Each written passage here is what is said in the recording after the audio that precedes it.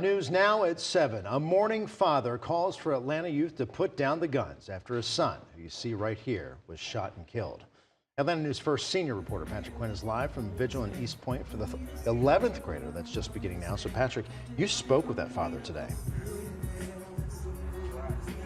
I did, and this vigil has now just gotten underway. You can see these red balloons and the crowd continuing to gather here in East Point. And yes, I spoke with Ken Collier, the father. He said he'll remember the smile most of his son. He was a leader, not afraid to speak his mind. Kenneth Collier Jr. was shot and killed on Thursday, and his death highlights the complexity and honestly the ruthlessness of the gun violence epidemic.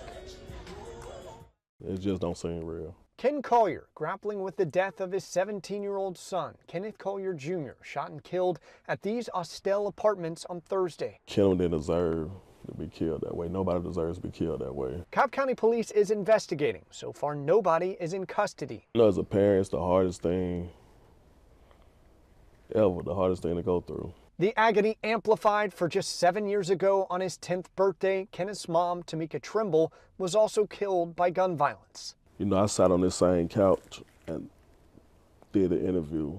I talked about my son, mom, about his mom being murdered through gun violence. On this couch? The same as that couch when it happened. At the time, Kenneth acted out, started bullying, and then he channeled that anger for good. Here's Kenneth at 11. When I was bullying, I didn't really know how to express my feelings or my emotions. But then sometimes those people who may be getting hurt and feel pain may need a buddy just like I did.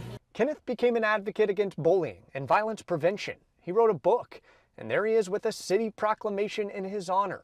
But recently, Ken said Kenneth got off track and fell victim to the very thing he'd been a longtime voice against. Unfortunately, when you're still in the situation around your friends and environment, and that's all you see, a lot of times you can kind of fall back into that.